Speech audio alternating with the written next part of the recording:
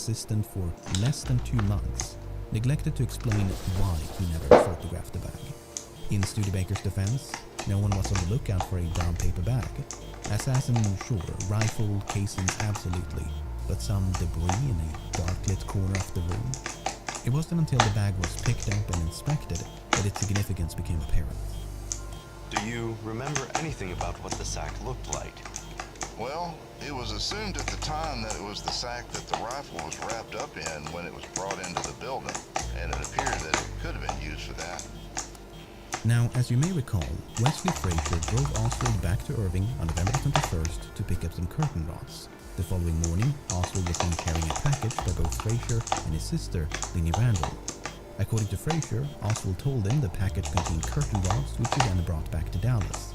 But you may also recall that Jack Doherty denied seeing such a package. Did you see Oswald come to work that morning? Yes, when he first came into the door. Did he have anything in his hands or arms? Well, not that I could see of. The thing is, Doherty was not a reliable witness. When questioned by the FBI and Secret Service, he appeared very confused about times and places. He required assistance from his father due to considerable difficulty in coordinating his mental faculties with his speech. While Doherty denied having such issues, his testimony is nonetheless riddled with contradictions. Wait a minute, did you go to lunch? Well, I went back downstairs to eat lunch. Yes, sir. What time? Oh, it was 12 o'clock. Wait a minute, did you hear the shots before or after your lunch? Before I ate my lunch.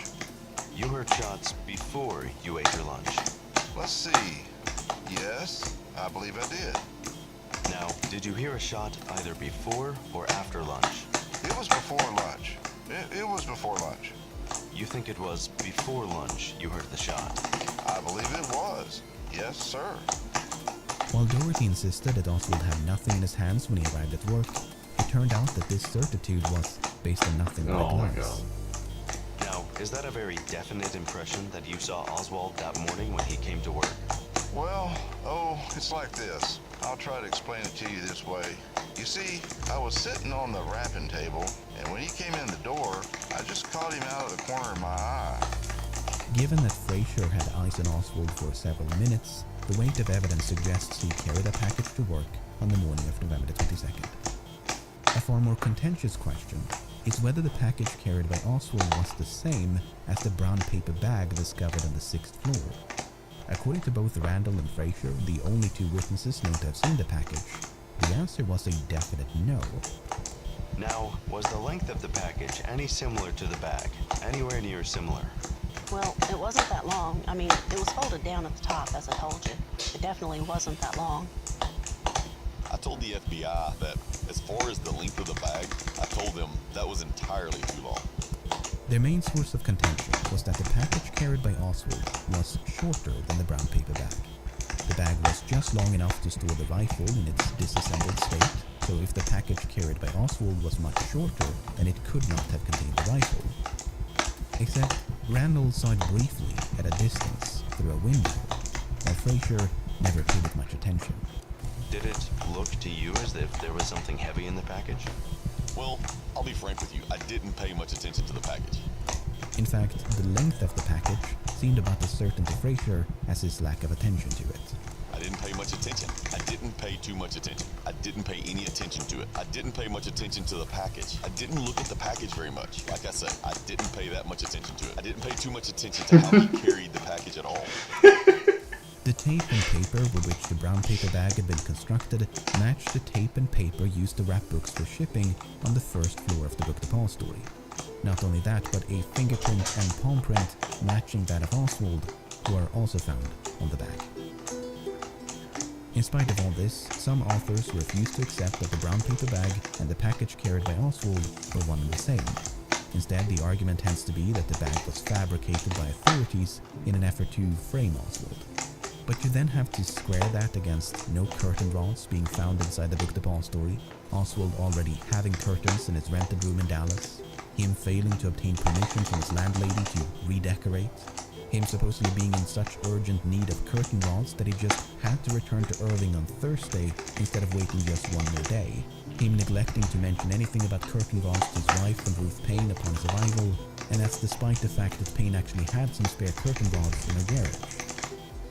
The same garage where Oswald stored his rifle. How did you learn of the shooting of President Kennedy? I was watching television and Ruth said someone had shot at the president. What did you say? It was hard for me to say anything. We both turned pale. I went to my room and cried. Did you think immediately that your husband might have been involved? No. Did Mrs. Payne say anything about the possibility of your husband being involved? No, but she only said that, by the way, they fired from the building in which Lee is working. No. The guard dropped. I then went to the garage to see whether the rifle was there, and I saw that the blanket was still there, and I said, thank God. Did you look in the blanket to see if the rifle was there? I didn't unroll the blanket. It was in its usual position, and it appeared to have something inside. When did you learn that the rifle was not in the blanket? When the police arrived and asked whether my husband had a rifle, and I said yes. Then what happened? They began to search the apartment. When they came to the garage and took the blanket, I thought, well, now they will find it. They opened the blanket, but there was no rifle there.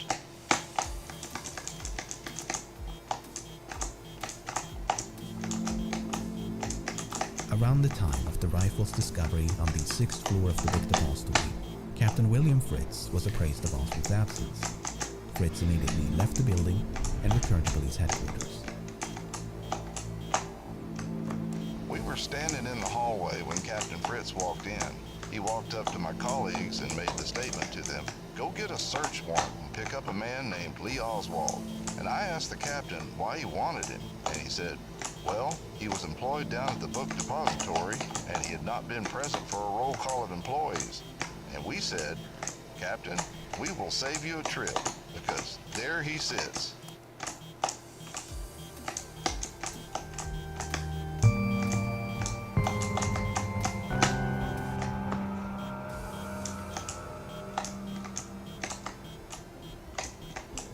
After escaping the book depository, Oswald boarded a bus right about here. Okay. But the assassination ground traffic to a halt, so Oswald soon left the bus and hailed a cab. After returning to his rooming house in Oak Cliff, a neighborhood in southwestern Dallas, Oswald changed his clothes, grabbed a gun, and left in a hurry. 78. You are in Oak Cliff area, are you not? Lines to nose. You will be at large for any emergency that comes in. Police patrolman J.D. Tippett encountered Oswald some 45 minutes after the shooting, a bit further south, right about here. As soon as Tippett stepped out of the vehicle, Oswald drew his gun and fired 4 shots in rapid succession. Hello, police operator. Go ahead, it says using you. Hello, we've had a shooting out here. Where's it at? Between Marsalis and Buckley. It's a police officer. Somebody shot him. What's this? 4 Chest Street. 78. It's got a police car. Notify one that the officer involved in the shooting, which is Officer J.D. Tippett, we believe, was pronounced DOA at Methodist 128. Well, the other indication that it has any connection with this other shooting. Well, the descriptions on the suspects are similar, and it is possible. Oswald was then caught sneaking into a nearby movie theater without purchasing a ticket. We have information that a suspect just went in the Texas theater on West Jefferson. Simple. A large contingent of officers descended upon the theater.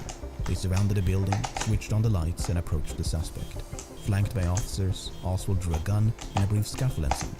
But this time he was quickly subdued, handcuffed, and taken to police headquarters back in downtown Dallas. Over the next 2 days, between his arrest and untimely death, Lee Harvey Oswald was interrogated by members of the Dallas Police, FBI, Secret Service, among others. None of it was recorded. Did you have any tape recorders? No, sir. I don't have a tape recorder. We need one. If we had one at this time, we could have handled these conversations far better. The Dallas Police Department doesn't have one. No, sir. I have requested one several times, but so far, they haven't got me one.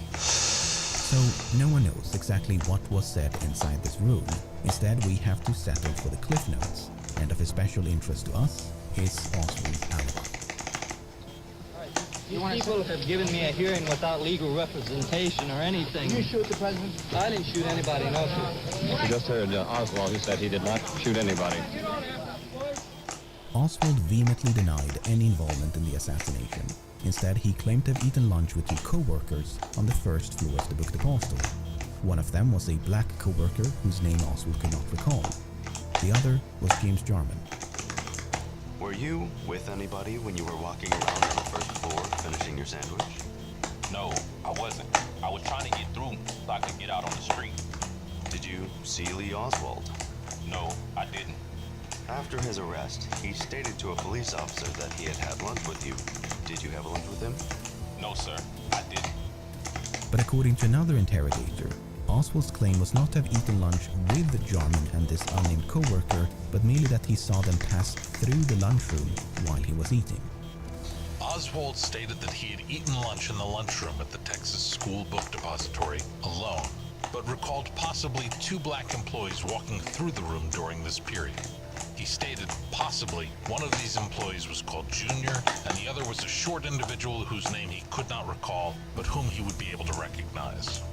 So, according to this version of events, Oswald's alibi was that he possibly saw 2 co-workers, one whose name he could not recall, enter and traverse the lunchroom, together or separately, during an unspecified period of time.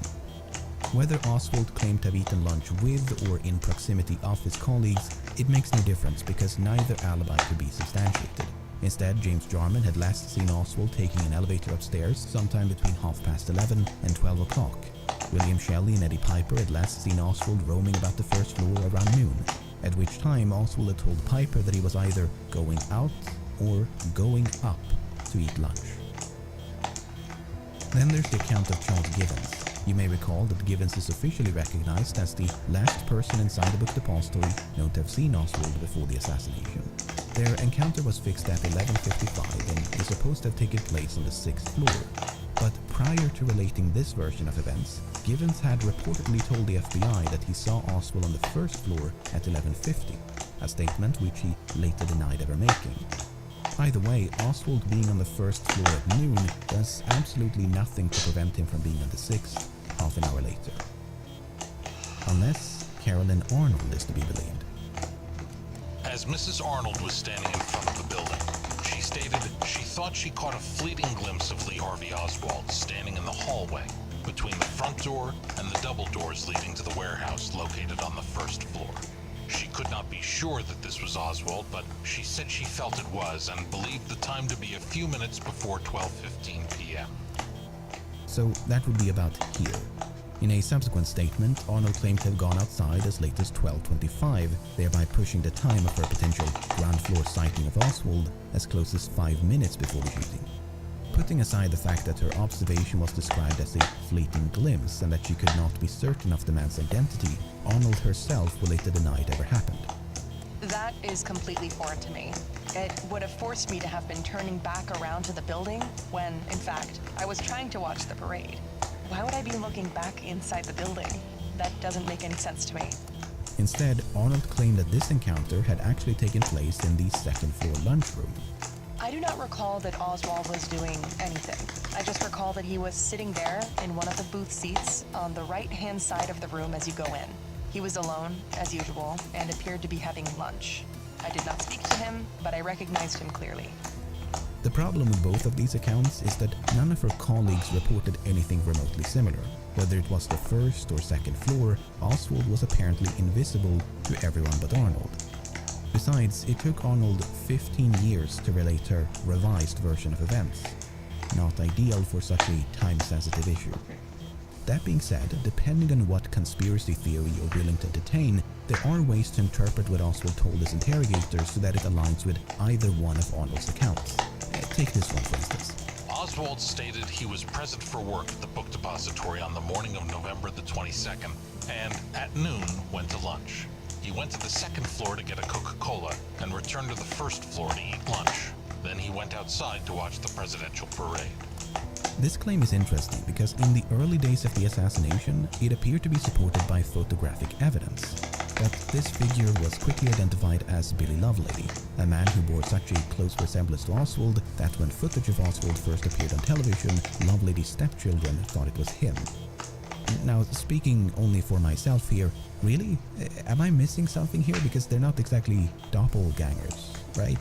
Anyway, in recent years, another such figure, this time with even fewer pixels to work with, has once again been the subject of debate. Because this much of a person can't be positively identified, some believe it, therefore, it must be Oswald.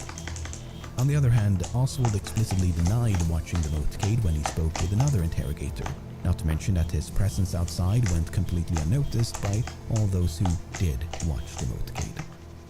Now, there's one final account of Oswald's supposed alibi that stands out from the rest. It stands out because it really skirts the line of self-incrimination.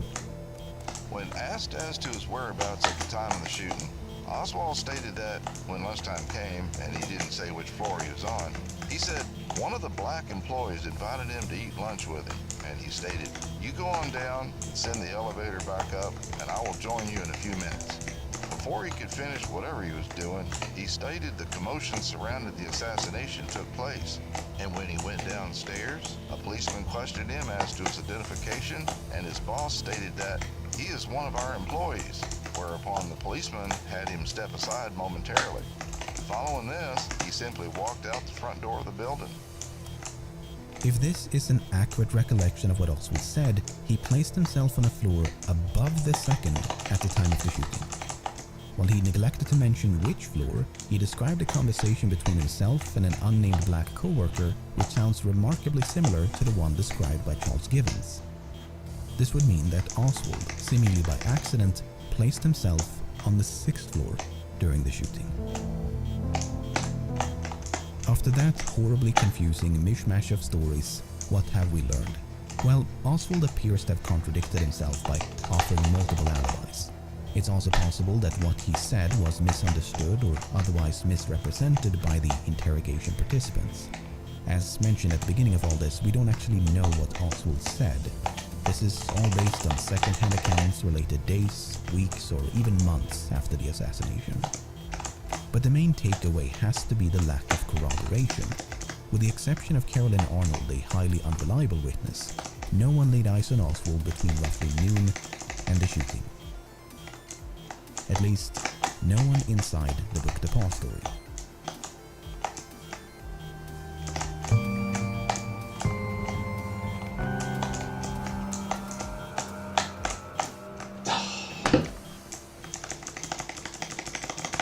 Among those who witnessed the sniper in the sniper's nest, Howard Brennan was the only one who thought he could identify the gunman. At least, that's what he stated initially. Within a few hours of the shooting, Brennan had become far less certain. Upon arrival at the police station, Mr. Brennan said, "I don't know if I can do you any good or not because I've seen the man that they have under arrest on television." And he said, "I just don't know whether I can identify him positively or not." Because he said that the man on television was a bit disheveled and his shirt was open or something like that. And he said, "The man I saw in the book depository was not in that condition."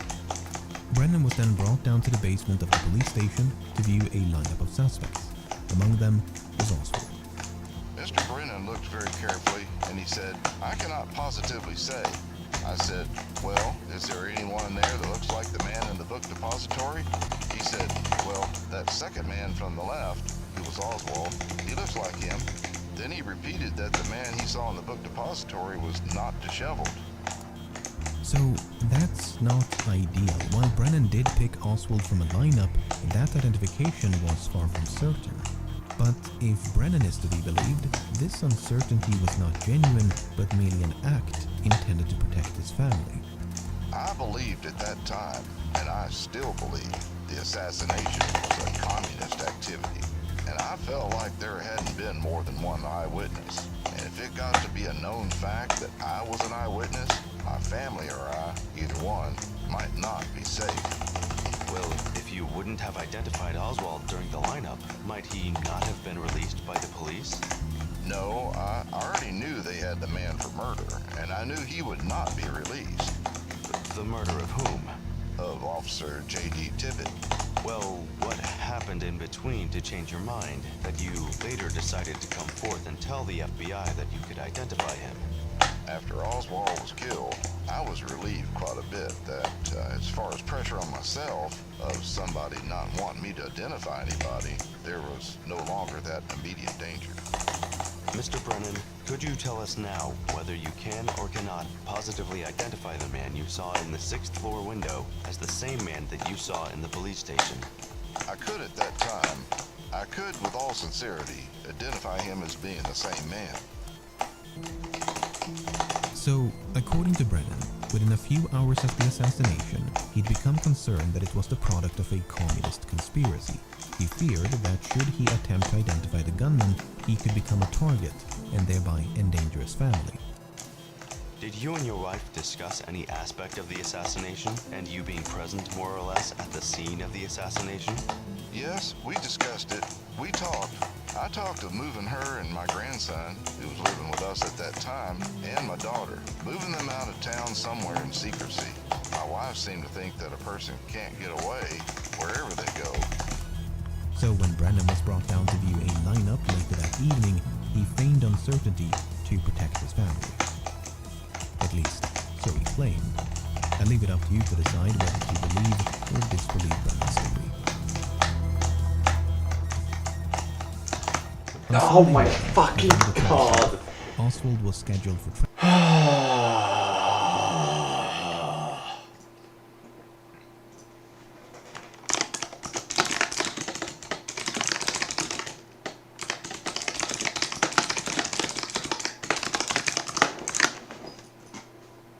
transfer from the city to the county jail. Reporting from outside the police station, a local news correspondent couldn't help but to jinx the whole shebang. Now, this is the armored truck that will carry Lee Harold Oswald from the basement here of Dallas Police Headquarters downtown to the Dallas County Sheriff's Office and the Dallas County Jail. Strict security precautions have been exercised from the very beginning and have been even increased this morning as fear arises and grows stronger that someone may attempt to take the life of the man accused of murdering the President of the United States. He's been shot. He's been shot. Lee Oswald has been shot. The doctors at Parkland Hospital said that the single shot could scarcely have done more damage to a body than that shot did to Lee Harvey Oswald. It penetrated his spleen, his pancreas, the aorta, the kidney, and the liver. Oswald expired at 1:07 p.m. He died at 1:07 p.m. We have arrested the man. The man will be charged with murder. Who is it? The suspect's name is Jack Rubenstein, I believe. He goes by the name of Jack Ruby. That's all I have to say.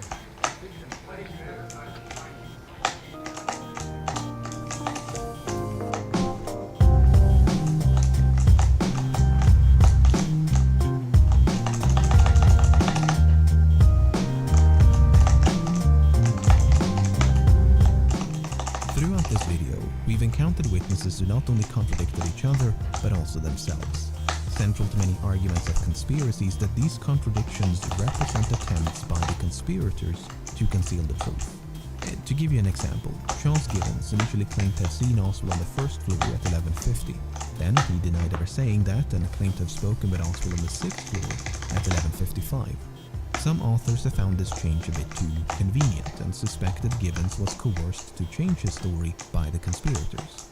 In support of that conclusion, we have this document in which Dallas Police Lieutenant Jack Revel said the following. Lieutenant Revel stated that Gibbons had been previously handled by the Dallas Police Department on a marijuana charge, and he believed that Gibbons would change his story for money. About 2 months later, Gibbons did precisely that. He changed his story.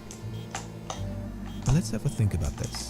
According to this interpretation of events, the conspirators had free rein to dictate Gibbons' testimony. They could have told him what to say or perhaps rewritten his testimony after the fact.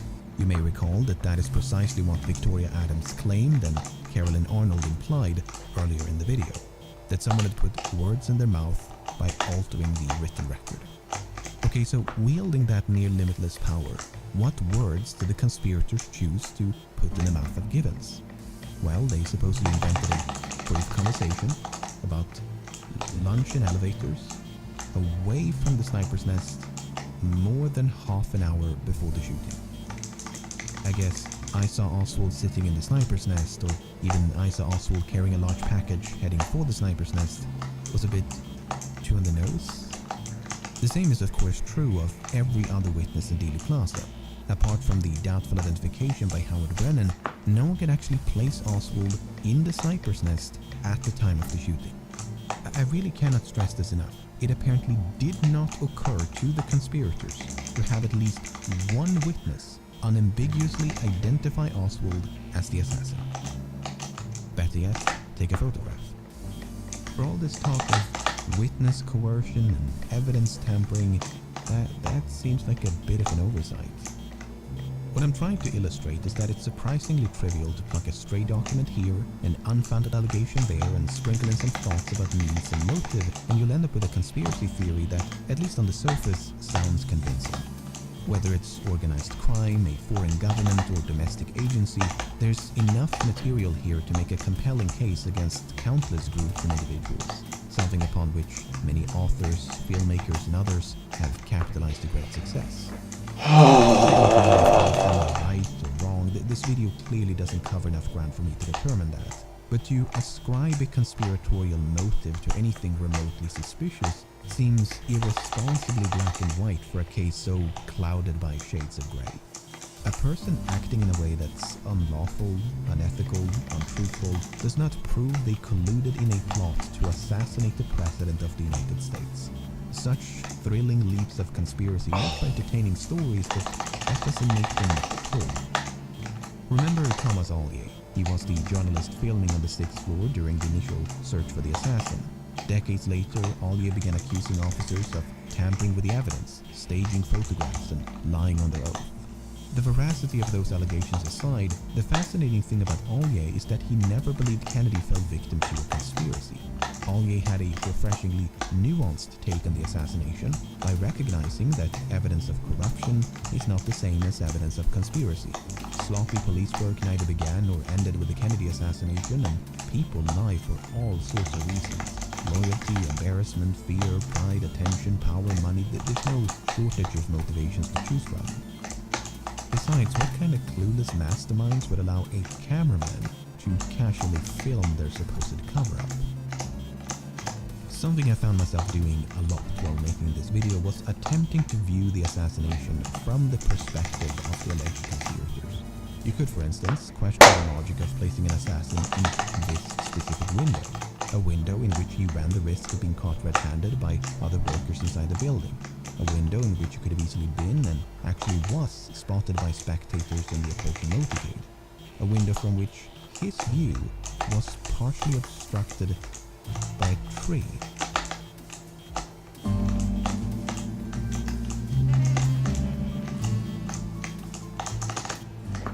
You can also question the logic of using a sniper to shoot at a moving target in the first place, especially when that person had a tendency to stand still in very exposed public places. If Oswald acted alone and the assassination was a crime of opportunity, these less than ideal choices start to make a lot more sense. He found himself at the right place at the right time, had mere days to prepare, and used the only building to which he had access. But for a group of conspirators to handicap their own assassination plot requires a bit more ingenuity to explain. He was a patsy, he was supposed to get caught, there were multiple assassins, you know the drill. But there's so much of that in this case. So much had to go just right for a conspiracy and the subsequent cover-up to succeed. From the roundabout process by which Oswald was hired at the Book Depository to the selection of the motorcade route. From Oswald's narrow escape and subsequent arrest to him being given multiple chances to speak with the press. From the supposed tampering, suppression, and planting of evidence to dozens of expert witnesses being successfully fooled or coaxed to lie on their oath. Not only would a plan as complex and prolonged as this one have been difficult to predict with countless points of failure, but it seems, and excuse my language here, a bit overkill. Yes, Kennedy was the President of the United States, but he was not exactly difficult to access. He was rather famous for abandoning his Secret Service detail and wandering off into crowds. In fact, that's precisely what he did on multiple occasions during this very trip. Decided to shake hands with one or two more people, but this is the moment where the Secret Service has its point of tension. They say when the president stops moving, that's when we're concerned, because that is when the possibility of trouble comes to the forefront. This was one of those impromptu moments for which President Kennedy is so well known. So many times you have heard that the Secret Service men suddenly find themselves without the president, that suddenly he has left them and stepped into the crowd and decided to shake hands and give his personal greetings. You could say perhaps that this is more the norm now than the unexpected, because it has been done so many times. As this news correspondent was alluding to just a few minutes before the actual shooting, all it takes is one person with a gun at point-blank range. Not unlike the shooting of Oswald. Think about that the next time you watch a documentary or read one of the thousands of books implicating members of the Secret Service, FBI, CIA, Dallas Police Department, politicians, lawyers, doctors, investigators, witnesses, and so forth. Think about how all these alleged co-conspirators did not have to be a part of any of this. Just one person in a crowd whose guilt is assured the moment they pull the trigger. By roping in this ensemble cast of characters, it inadvertently makes the conspirators seem clueless. I like to imagine a conference room, and up against the wall stands a board upon which they've mapped out the whole thing. All the people they need to manipulate, all the evidence they have to fabricate. The entire patchwork of needless risk-taking laid out there before them. And they looked at that, and then looked at each other and went, yep, that's a solid plan. But even then, even if we assume the conspirators didn't really think it through, or, I don't know, made it up as they went along, that doesn't really jive with them not getting caught. Something that would have taken a lot of planning, skill, and ingenuity. So, I guess you somehow have to convince yourself that they were clueless enough to wing the crime of the century, yet clever enough to get away with it. And therefore, there was no conspiracy. No, I don't believe any of these arguments make it impossible for others to have been involved. They just make it a bit more difficult to keep that tinfoil hat firmly in place. I mean, if there was an argument with which to close the book on this case, I would not be the first to think of it nearly 6 decades and a continent removed from the events in question. I can guarantee you that much. Also, the word conspiracy doesn't even necessarily mean that there were other people involved in the planning and execution of the assassination. For instance, there's what some refer to as a benign conspiracy. This typically means that there was a cover-up, but it was not motivated by the concealment of complicity, as is so often assumed. Instead, Oswald did act alone, but there was some other motive behind the suppression of evidence. A common one being that federal agencies attempted to save face by concealing or downplaying the full extent of their failure to prevent the assassination. I mean, a known communist with ties to Russia blindsiding the entire intelligence community by assassinating the commander-in-chief on a public street in broad daylight at the height of the Cold War is not exactly resume material. Point being that there are countless ways to interpret the evidence in a case as vast as this one. I am not exaggerating when I say that you could easily make dozens of these videos and still have plenty left to talk about. After all, the Texas School Book Depository is but one piece of a much larger puzzle. Thanks for watching. Support me on Patreon if you want to. Okay, bye.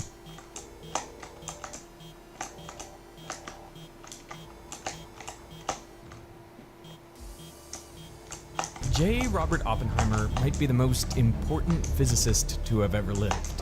He never won a Nobel Prize, but he changed the world more than most Nobel Prize winners. Under his leadership, the best physicists of the... Go away. Oh, it's Veritasium. Okay, I see.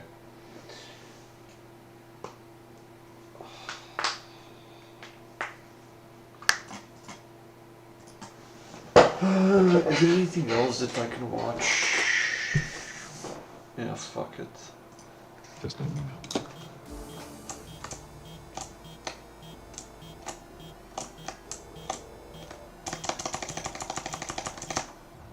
In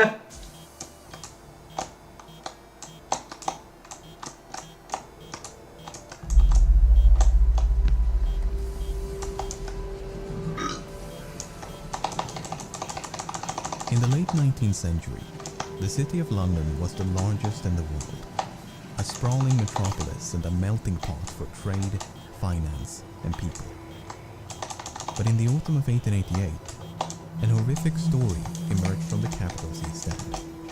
A story so dreadful it sent shockwaves around the world.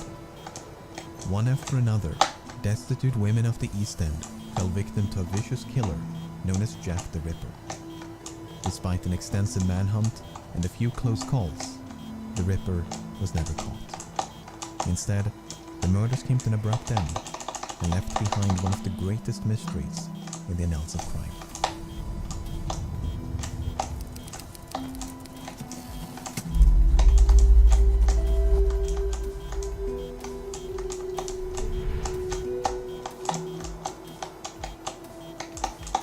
In the East End of London, there's a district known as Whitechapel. In the late 19th century, Whitechapel was known for its overcrowded slums, where many of the capital's poor and unemployed had taken refuge. Day and night, an army of policemen would constantly patrol this labyrinthine network of dim-lit streets, courts, and alleys. One such place was a narrow passage known as George Yard. Near the north entrance of this passage was a residential complex known as George Yard Buildings. It was the morning of August the 7th, 1888, when an upstairs tenant named John Reeves headed out for work. Upon reaching the first floor landing, Reeves encountered the body of a woman lying upon her back in a pool of blood. Horrified by the sight, he stumbled down to the street below in search for help. Constable Thomas Barrett was the first officer on the scene. He was soon joined by Dr. Timothy Killeen, who conducted a brief examination. The woman had been stabbed 39 times, primarily in the chest and abdomen. Dr. Killeen estimated that she had been dead for, quote, about 3 hours, thus placing the time of death at approximately 2:30 in the morning. The woman had likely been attacked where she was found, as no blood was found beyond the staircase landing. But this was strange, as none of the tenants in this crowded building had heard a single cry for help or a disturbance of any kind. One exception was Amy Hewitt, a tenant who claimed to have heard a lone cry of murder. But this was early in the evening of August the 6th, and the scream had emanated from outside the complex. Hewitt further explained, "The district round here is rather rough, and cries of murder are a frequent, if not nightly occurrence." The victim was eventually identified as 39-year-old Martha Tabram. Tabram was a mother of 2 and had separated from her husband many years prior. Her last known address was 19 George Street, a common lodging house less than 300 meters from the site of her death. Tabram had made a living through prostitution, and one of her associates was a woman named Marianne Connolly. Connolly testified that on the evening of August the 6th, she and Tabram had been out drinking with 2 soldiers. Then, shortly before midnight, the party of 4 had separated. Connolly took her client into Angel Alley, while Tabram guided hers into neighboring George Yard. It was the last time she saw Tabram alive. Barely 2 hours later, Constable Barrett had spoken to a soldier loitering near the north entrance of George Yard. The soldier had told Barrett that he was, quote, waiting for his mate, who had gone away with a girl. Half an hour later, Tabram is presumed to have died. Both Connolly and Barrett were called upon to identify the soldiers, but all those accused could provide an alibi. One had been at home with his wife, another at an army base, and yet another in a completely different part of the city. This was enough for Inspector Edmund Reed, the lead investigator on the case, to abandon this line of inquiry. Connolly and Barrett, having both picked out the wrong men, they could not be trusted again, as their evidence would be worthless. Even if a soldier had been responsible, no one could deduce a motive. The people of Whitechapel might have been accustomed to crime and violence, but the sheer brutality of this attack was as frightening as it was confounding. The crime is one of the most brutal that have occurred for some years. For a poor, defenseless woman to be outraged and stabbed in such a manner is almost beyond belief. These were the concluding remarks delivered at the final inquest held on August the 23rd. Only a week later, things would go from bad to worse.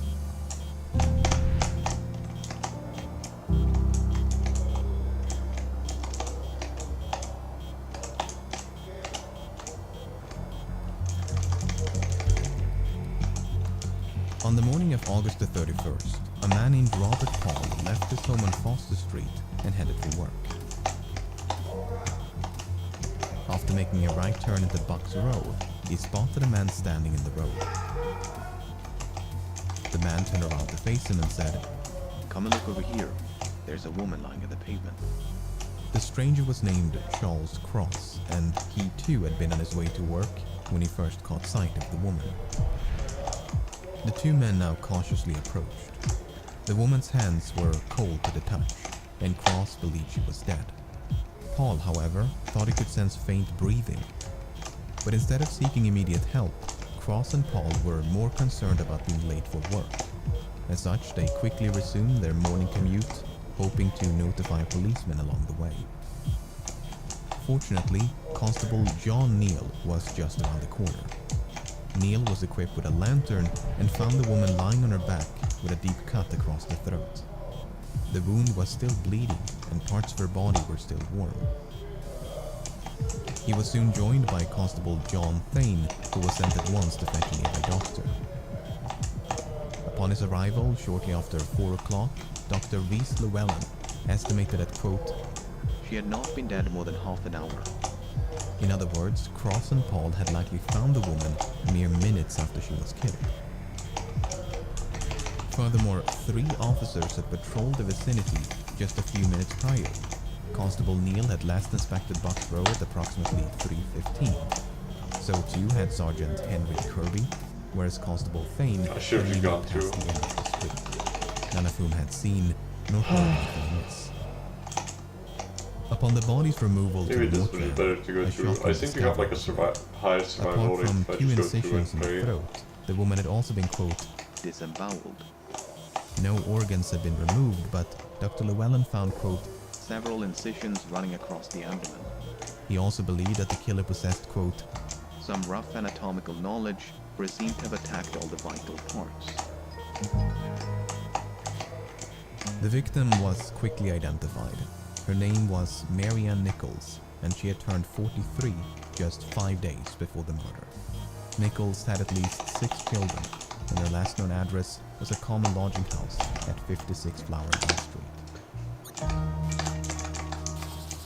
On the night of her death, Nichols had been turned away from a lodging house on Thrall Street as she lacked the funds to pay for a bed.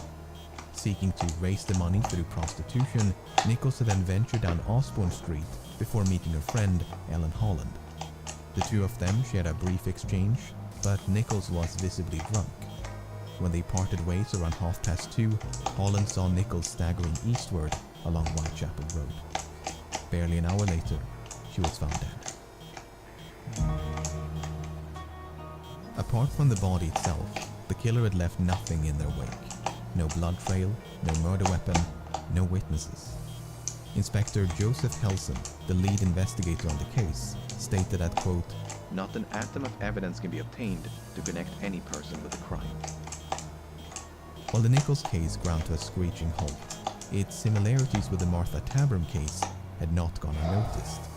In both cases, the attack had been needlessly ferocious, and there was no discernible motive. Both victims were prostitutes of roughly the same age and moved in the same circles. The only meaningful difference was their injuries. Tabram had been repeatedly stabbed, whereas Nichols had suffered multiple slash wounds. Differences aside, the prevailing assumption was that the same deranged individual had committed both murders, a conviction that would only grow stronger in the days that followed.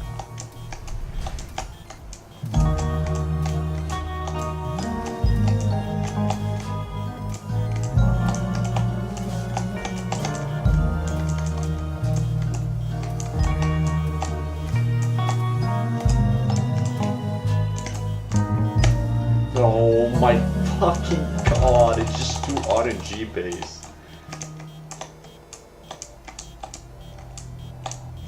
This level's actually As the sun was unfair. rising on September the 8th, a man named John Richardson was on his way to work. At 4:45, he made a quick stop at 29 Hanbury Street. He went through the entrance and out the back door by way of a cramped hallway. Richardson then sat down on the backyard steps before grabbing a knife to trim a vexing piece of leather from his boot. Once satisfied, he left the building and shut the front door behind him. About an hour later, a third-floor tenant of the same address, John Davis, plodded downstairs and into the hallway. The front door was now wide open, Wow, who but would the have one in the thought back that I was would closed. fucking When get Davis went to open it, he found the bloodied remains of a woman lying on her back just below the steps. Inspector Joseph Chandler was the first officer on the scene. After a brief inspection, he sent at once for a medic. Dr. George Phillips arrived at 6:30 and found the woman, quote, terribly mutilated. the throat had been, quote, dissevered deeply, whereas the abdomen had been, quote, entirely laid open. The intestines had been, quote, lifted out of the body and placed by the shoulder of the corpse. The body was then conveyed to the mortuary, while Inspector Chandler and Dr. Phillips conducted a sweep of the backyard. Most of what they found belonged to the tenants of the building, but just below the resting place of the woman's feet, they found a small piece of cloth and 2 combs. The items had likely belonged to the victim, but it seemed to Dr. Phillips that they had been deliberately positioned and arranged by the killer. The post-mortem revealed that 2 brass rings. I fucking hate this level. I actually hate this level. It's so bad.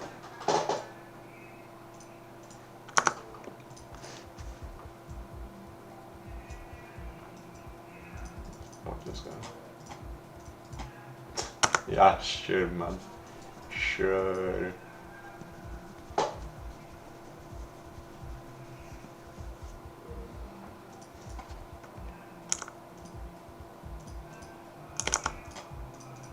Yeah, just complete the log base, like random people are beating this and it's like nice. I guess everybody's just the god of this game, you know.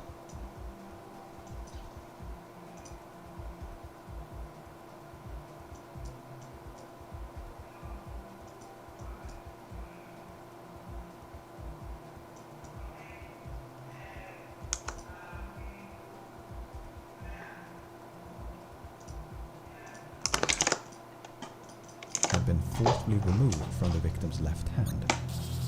These rings were nowhere to be found. Portions of the victim's abdomen had also gone missing, including the wound.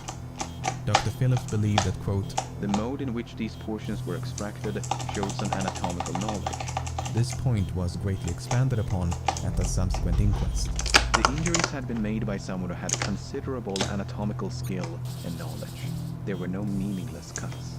For instance, no mere slaughterer of animals could have carried out these operations. It must have been someone accustomed to the post-mortem room. The victim was quickly identified as Annie Chapman. Chapman's date of birth is a bit uncertain, but she was roughly 47 at the time of her death. She had at least 7 children, but was tragically only survived by 2. Her last known address was a common lodging house at 35 Dorset Street. On the night of her death, Chapman had been denied accommodations as she lacked the funds to pay for a bed. She was escorted off the premises by the night watchman, who then saw her vanish into a nearby alleyway. What happened to Chapman over the next few hours, nobody knows. Her whereabouts during this time is a complete mystery. But unlike the 2 previous cases, a witness in the Chapman case might have caught a glimpse of the killer. At 5:30 on the morning of September 8th, a woman named Elizabeth Long spotted a man and a woman conversing outside 29 Hanbury Street. Long was positive that the woman she'd seen was Annie Chapman, but the man had stood with his back towards Long, so she never saw his face. Long did, however, manage to overhear a fragment of their conversation. The man had posed the question, will you? To which the woman responded, yes. Now, a lasting point of contention in the Chapman case is the time of death. According to Dr. Phillips, when he arrived at 6:30, Chapman had been dead for, quote, at least 2 hours. That would place her death at around 4:30. But I hate this according to one, but the Long, pattern is she saw completely Chapman random. alive a full hour later. Like, this one's actually so bad. Then It's there's the completely testimony like of John Richardson. Richardson was the son of one of the tenants in the building. At 4:45, he made a routine checkup on This the one's door to fine. the basement, This which one's had previously doable. suffered a break-in. When he found it secure, he sat down on the backyard steps to trim a piece of leather from his boot. I'm dead. Even though he sat mere centimeters from the murder site, Richardson did not see a body. He was adamant on this point. I could not have failed to notice the deceased if she had been there. To muddle the timeline even further, there's the testimony of Albert Kaddosh. About 20 minutes past 5, Kaddosh had gone through the backyard of 27 Hanbury Street when he heard voices coming from nearby. Like, why? They were barely audible, What is however, with these and Kaddosh transitions? had only made out the word no.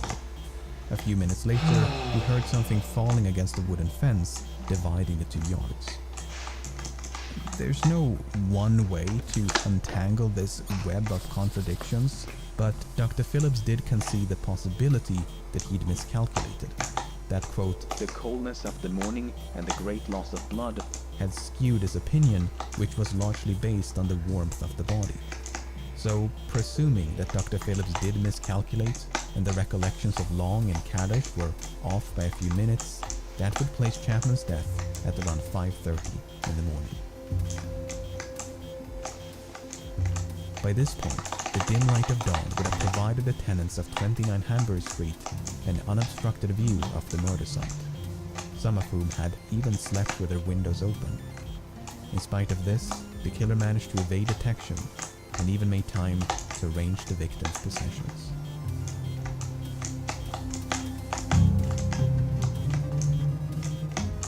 As the tally of victims gradually mounted, the public grew increasingly anxious. They were not only frightened by the murders, but frustrated with the police and their perceived incompetence. Even across the pond were the efforts of the police fiercely criticized. The London police and detective force Ja. was probably Ja. as stupid Kan as det kanske drugo? Ni tre These bakvallen. mocking quotes and Ni illustrations tre bakvallen. showed the overwhelming odds stacked in favor. Ni se sam se najedo. Sigurda. Ja, Åker på Panemon här idag. okej.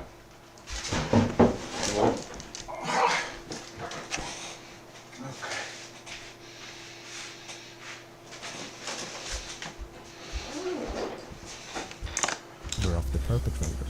The police were up against someone who seemingly struck without motive, someone who left no murder weapon and few witnesses. On top of that, the East End was severely overcrowded, while the police were understaffed. As one newspaper put it, a man in the East End of London is a grain of sand, as invisible and almost as much beyond identification amid the masses. At no point will this become more apparent than during the events of September the 30th.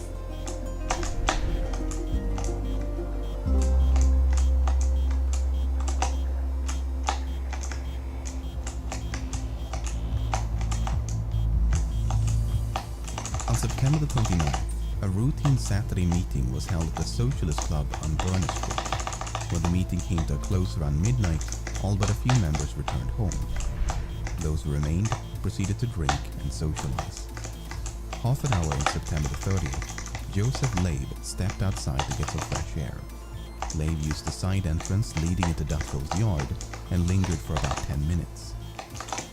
Moments after Labe had gone back inside, Morris Eagle accessed the building by the same entrance. He too was a member of the club and had just returned after escorting a woman home. Neither of them noticed anything unusual. 20 minutes later, the sound of a horse and carriage could be heard trotting down Burness Street. The driver was Louis Diemschutz, the steward of the clubhouse. When Diemschutz drove into Dutville's yard, his pony abruptly veered to the left. When he looked down to his right, he thought he could discern something in the darkness. Diemschutz stepped down from his barrow, and after lighting a match, could see a woman lying on her side against the wall. Without even knowing if she was, quote, drunk or dead? Deemschutz rushed inside the club to check on his wife. When he found her safe and sound, he alerted the other members, and a small crowd soon gathered outside. They could now see that the woman's throat had been, quote, fearfully cut, and that, quote, a stream of blood was trickling down the yard. Eagle, Deemschutz, and a few others promptly dispersed to find a policeman. While a growing crowd of bystanders waited for authorities to arrive, there was no sign of the perpetrator. But across the city, less than a kilometer to the west, an even more ghoulish discovery was about to be made. At 1:30 of the same morning, Constable Edward Watkins patrolled an open space known as Mitre Square. Watkins' beat would take him through the square about once every 13 minutes, and on this occasion, it was deserted. But in the time it took Watkins to complete another rotation, Mitre Square was turned into a crime scene. I next came in at 1:44. I turned to the right. I saw the body of a woman lying there on her back. I saw her throat was cut and her bowels protruding. The stomach was ripped up. She was lying in a pool of blood.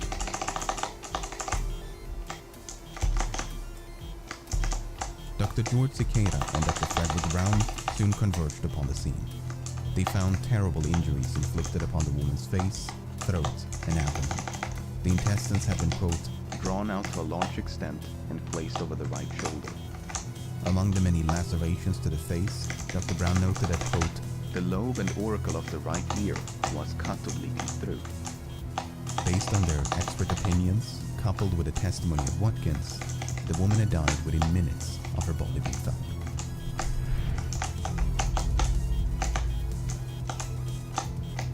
Back in Berners Street, Dr. Frederick Blackwell and Dr. George Phillips had reached the same conclusion.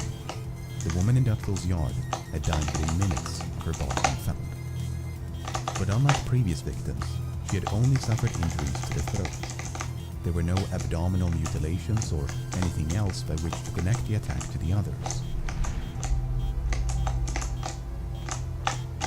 But the murder in Dutfield's yard and the one in Mitre were separated by less than 1 kilometer.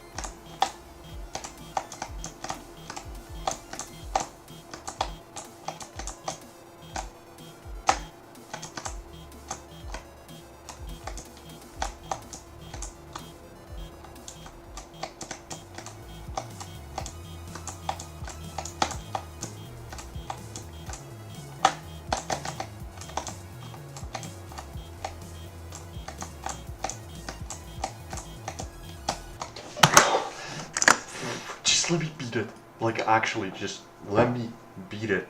Please, man.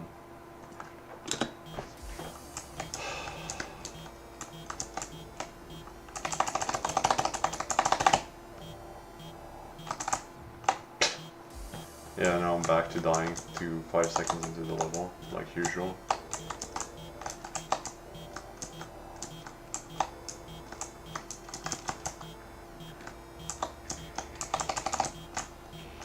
I just want to get this done today so I can actually play something interesting tomorrow.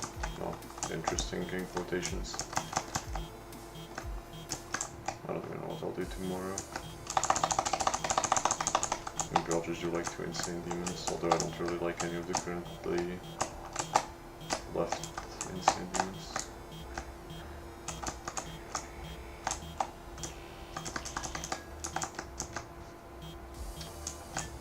Yeah, okay.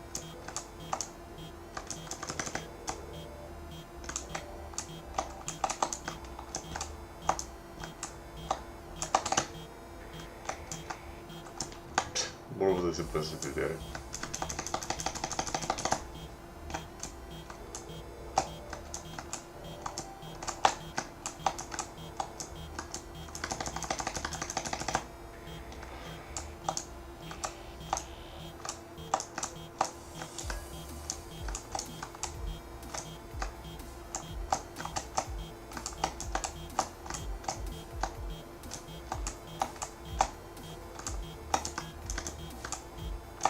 I...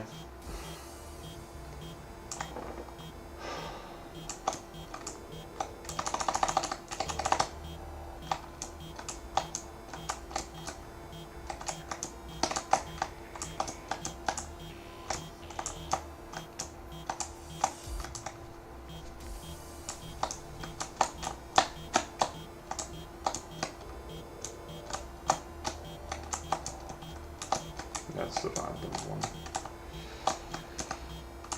God, I actually hate the random ones so much. Like this one's fine, because this one has a preset pattern. That one's like manageable, right? And there's only like a couple of cases where you get like really unlucky with your timing, so you just die to it. But like, you know,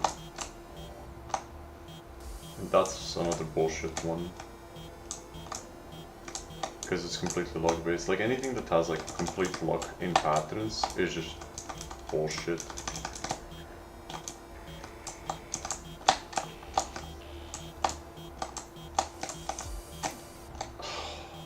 Yeah, hold right for no reason. Awesome one brain. That's just, what am I supposed to do there? See what I mean? Like all on the bottom.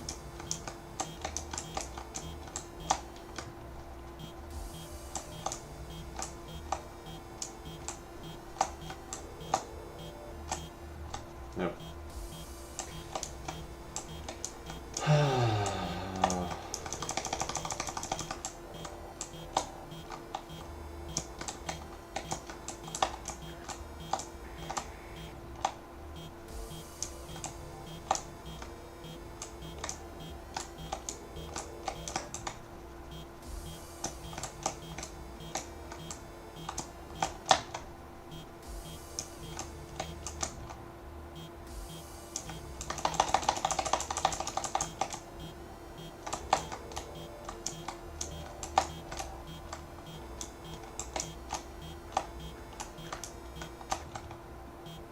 This one would be so much better if it was only like 90 seconds or 100 seconds at least, because like, you know, the longer it is, the more RNG bullshit can fuck you up, right? So the shorter the level is, the more skill based it is, because you don't have to actually rely on good RNG for 2 minutes straight. Yeah, like...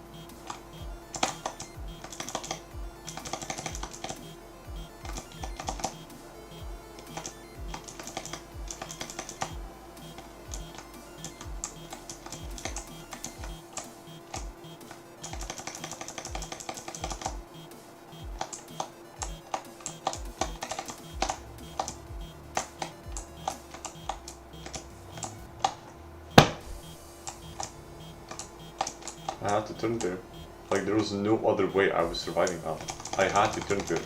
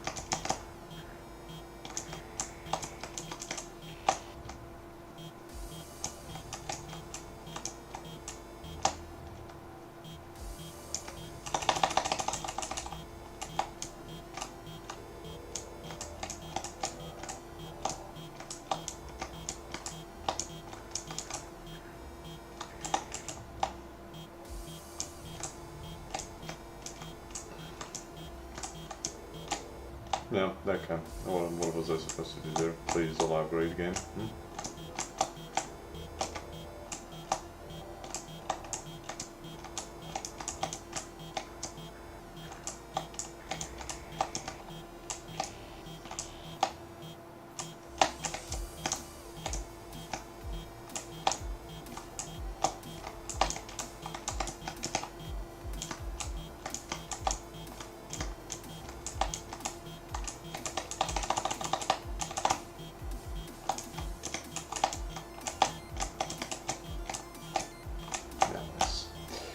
Yeah, so of course, like...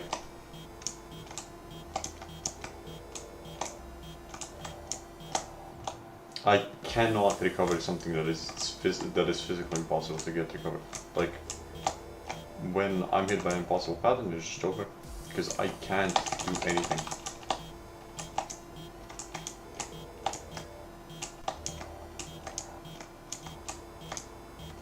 I wouldn't mind this level having fucking random ass 150 millisecond reaction time tests thrown into it, but it's just luck based. Like, it's actually just luck based. It's actually just luck based.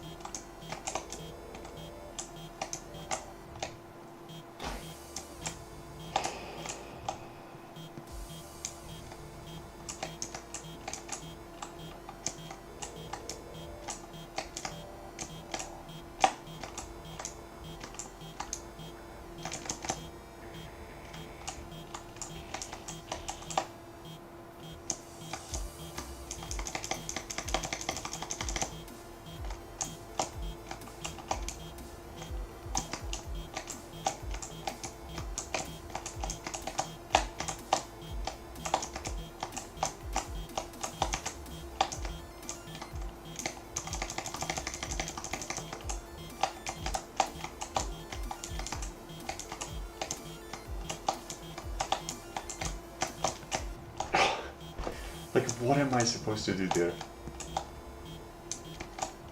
I was too far away to try and readjust so I could do a... so I could avoid the second inner section. Like...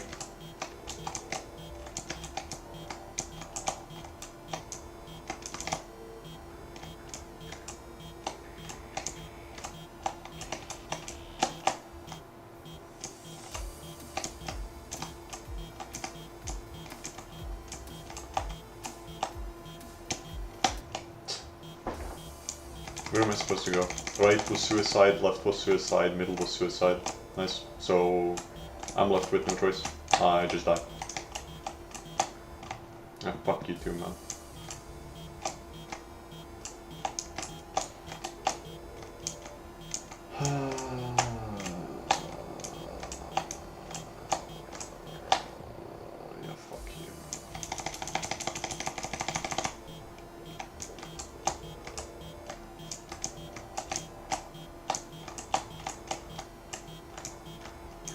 Yeah, if I don't beat this today, I'm just not gonna stream tomorrow, because like I don't have infinite time, I have other shit to do. I just thought, hey, maybe I can beat this today in like 20 minutes, since yesterday I got to 90 twice or whatever, and 70 a couple of times, you know. I was hoping I was getting consistent, but you know, I forgot this was completely luck based, so it doesn't matter how consistent I get because it's just bullshit. Yeah, but at the end of the day, I just get fucked by bad RNG because of random fucking bullshit cubes flying out of nowhere.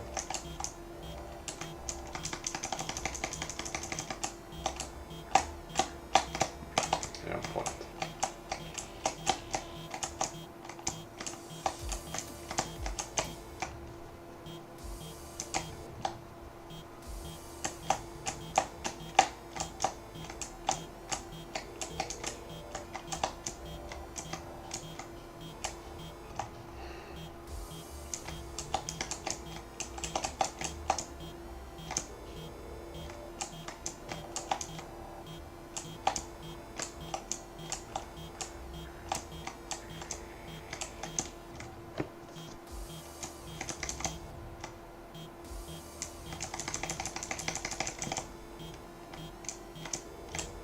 I don't know what my thought process was there.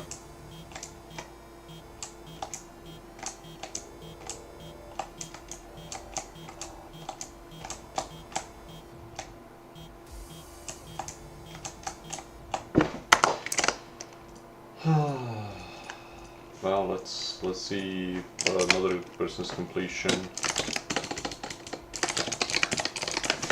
Let's see how many bullshit patterns they got.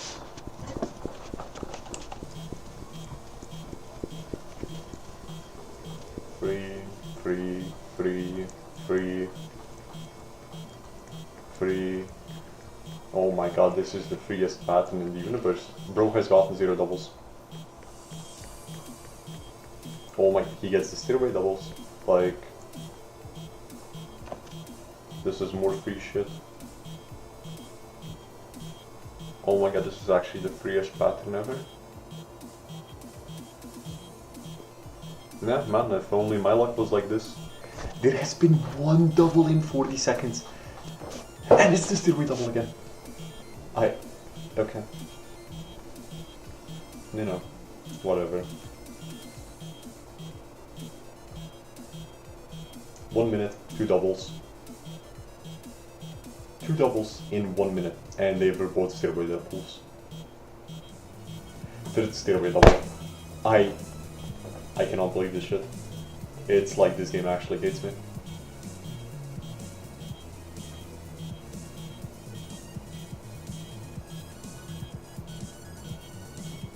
Finally an RNG double. Wow, and he's just in the perfect placement, so it's like not even hard, of course. Another stairway double, so there's just 3. 1 difficult pattern so far.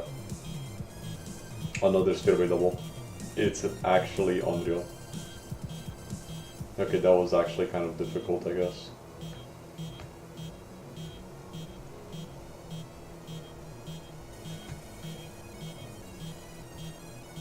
Two non-stairway doubles. Everything else was kind of sight readable. There was 2 difficult timings he did.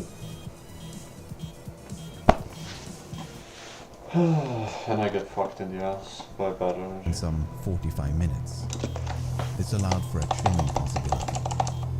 It was suspected then, as it continues to be today, that when Deemschutz came clattering through the gateway, he unwittingly interrupted the murder.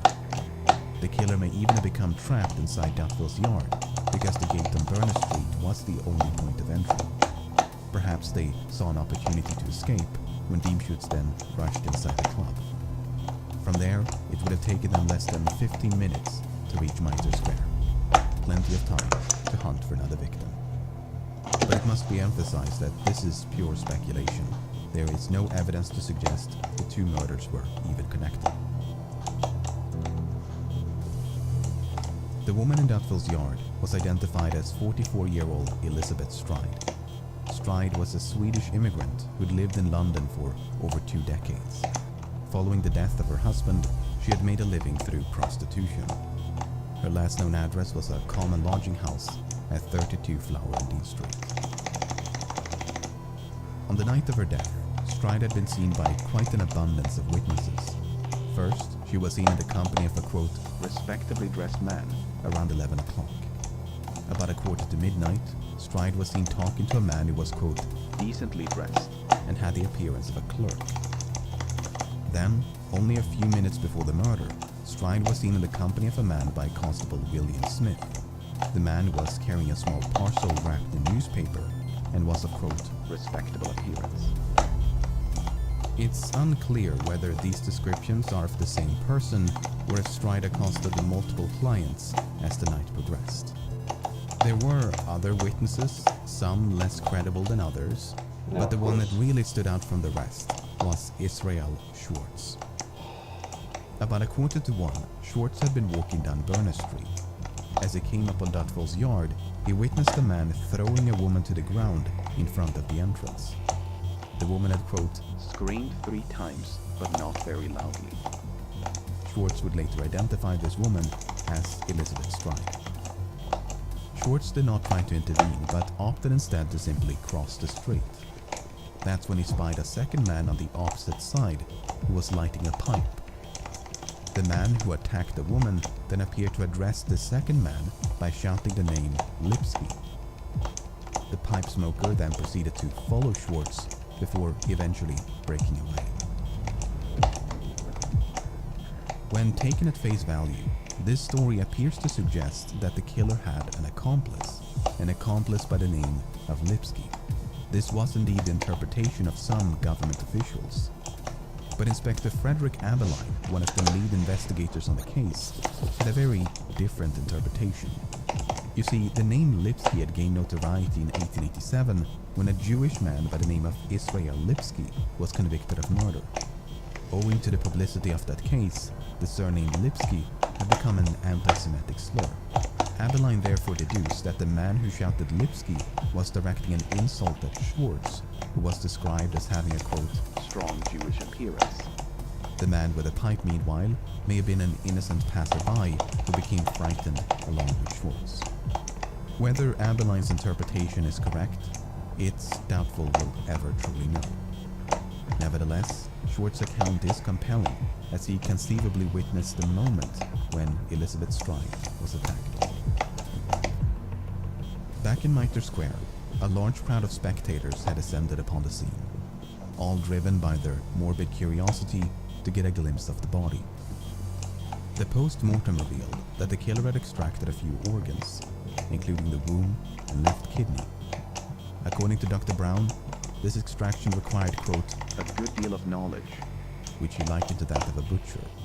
By contrast, Dr. Cicada did not find any signs of, quote, great anatomical skill. The woman in Mitre Square was identified as 46-year-old Catherine Eddowes. Eddowes had at least 5 children, but after escaping her abusive husband, she had become estranged from her family. Her last known address was a common lodging house at 55 Flower and D Street. On the night of her death, Eddowes had been out drinking. She got so drunk that around 8:30, she was found lying on the sidewalk in Aldgate High Street, surrounded by a crowd. The commotion attracted a few officers, who then escorted Eddowes to a nearby police station. There, she remained locked in a cell until 1 o'clock in the morning.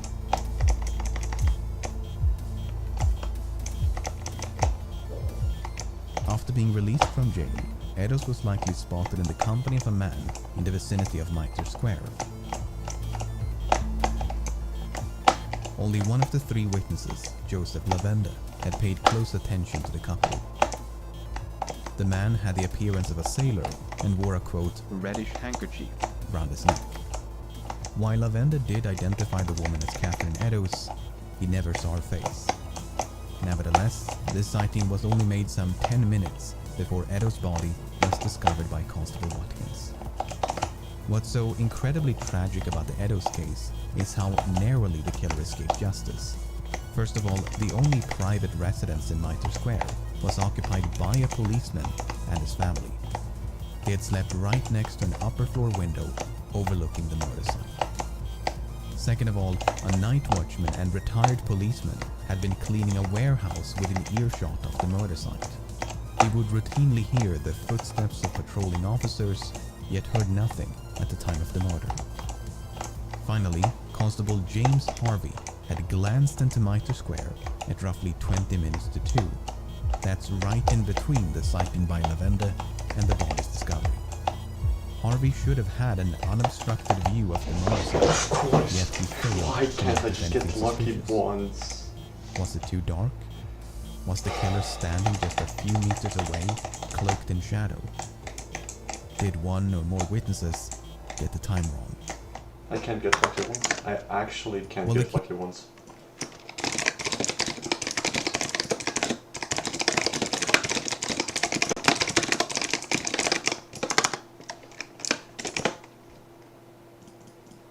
The killer did ultimately escape, but they did not do so without leaving a trace. Shortly before 3 o'clock, a blood-stained piece of cloth was found near the entrance to a building It's not gonna a take like few another blocks to 4 the hours northeast. for me to beat this It shit. proved to be a ripped portion of the apron worn by Edos. The patch had evidently been torn off and then discarded by the killer upon their escape. Now, on the wall above this patch of apron, someone had written a message. The Jews are the men that will not be blamed for nothing. To this day, both the meaning and the author of this message remain in doubt. Was it written by the killer? Was it an attempt to cast suspicion upon or even away from the Jewish community? Was it completely unrelated to the murder? Similar questions would soon be raised by a few letters. Letters which had supposedly been written and posted by the killer.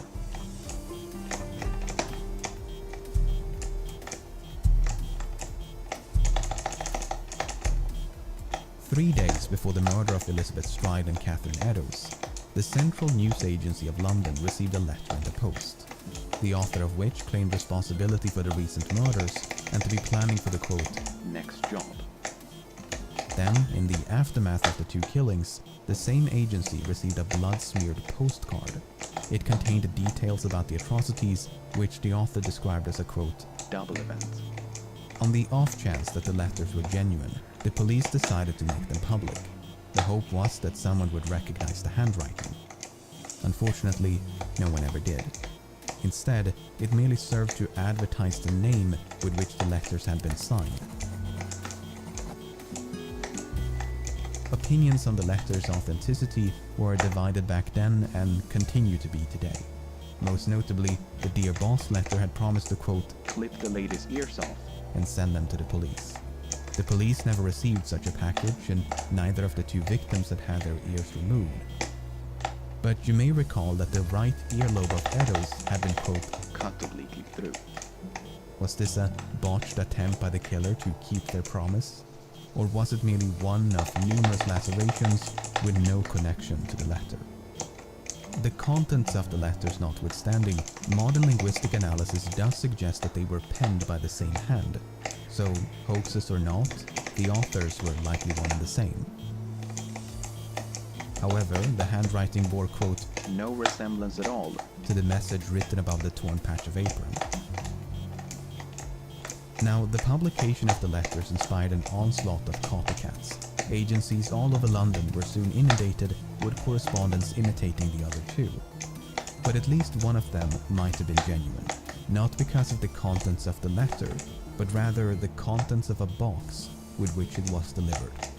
On October the 16th, a man named George Lusk received a small package in the post. Lusk was the chairman of the Whitechapel Vigilance Committee, a small group of local tradesmen who sought to identify the killer. The package consisted of a letter and a cardboard box containing half a kidney. The doctors who examined the kidney all agreed that it was human, but whether it was the same left kidney removed from the body of Eddowes could not be determined. It could, for instance, have been an elaborate hoax by a medical student or someone with access to human organs. The author of the accompanying letter, meanwhile, insisted that the kidney did belong to the victim and that they had fried and eaten the other half. A popular theory at the time, and one that still is today, was that some of the letters had been fabricated by the press. According to Chief Inspector John Littlechild, the letters were, quote, a smart piece of journalistic work. Assistant Commissioner Robert Anderson dismissed the letters as, quote, the creation of an enterprising London journalist. Meanwhile, Chief Constable Melville McNaughton thought he could discern the, quote, stained forefinger of the journalist. There are a few candidates for who this journalist might have been, but there is no solid evidence against any one of them. Whether it was a hoax by an enterprising journalist or the genuine prose of the Ripper, the letters did nonetheless receive widespread attention. They commanded space in virtually every newspaper and dominated much of the public discourse throughout October, a month which passed without a single atrocity bearing the signature marks of Jack the Ripper. Perhaps it was finally over. It is pretty certain that the master has become frightened and has suspended his horrible work for the present, if not for good.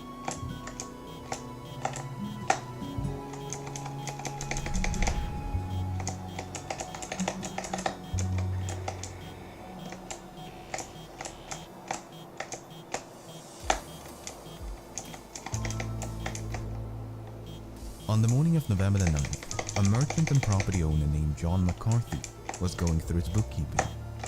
McCarthy was the landlord of Miller's Court, and the tenants of room 13 had fallen behind on their rent. McCarthy sent at once for his assistant, Thomas Boyer, to collect the money at the 11:15.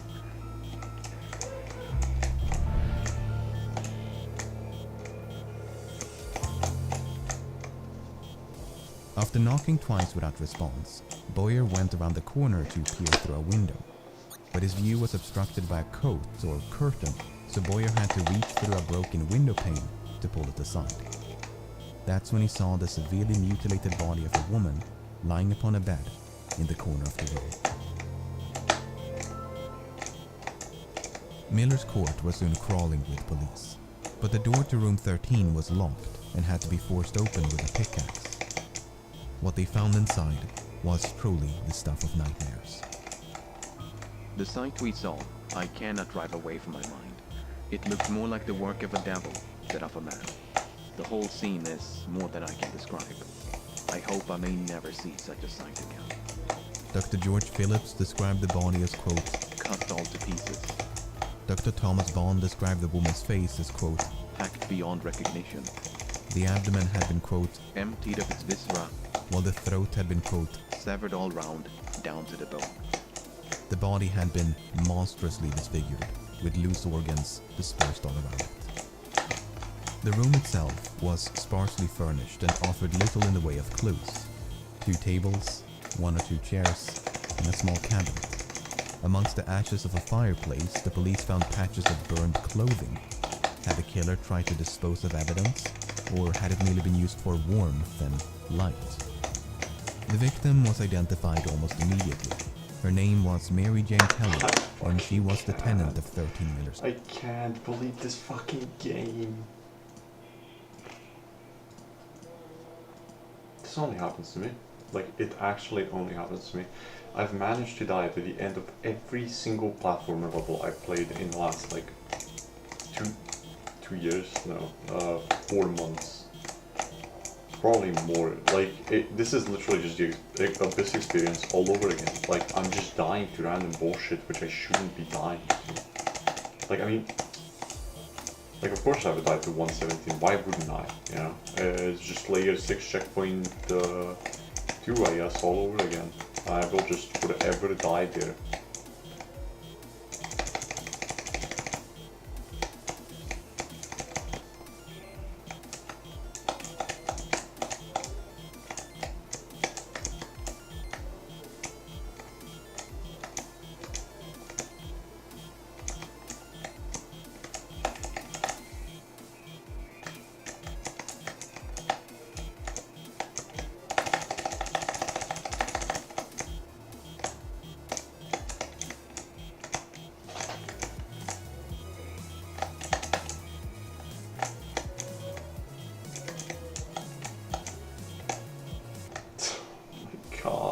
Why didn't I just wait? Oh my god.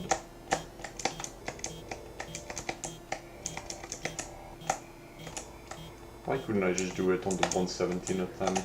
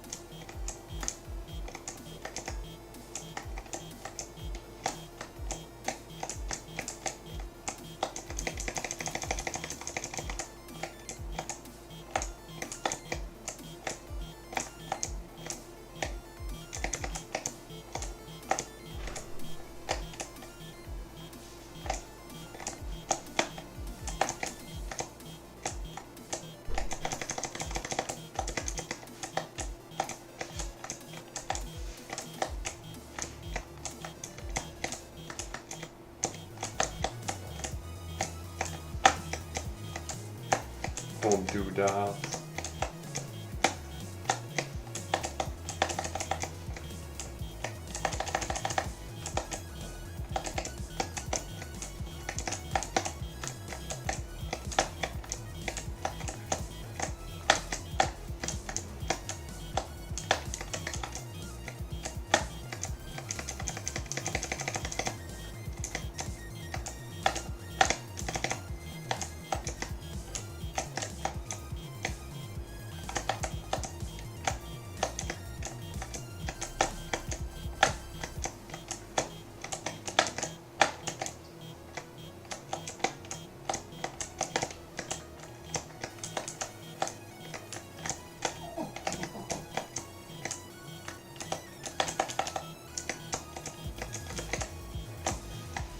Oh my god, thank god. I don't care, I'm done.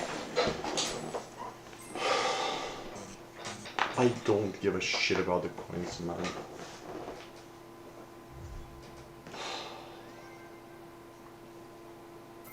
My heart is pounding.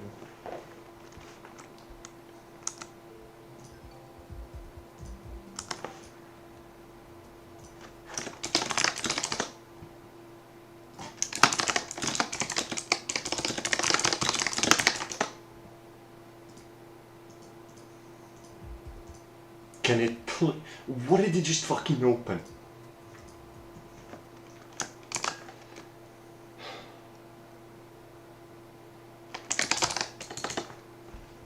I don't understand how this is like almost right above Abyss.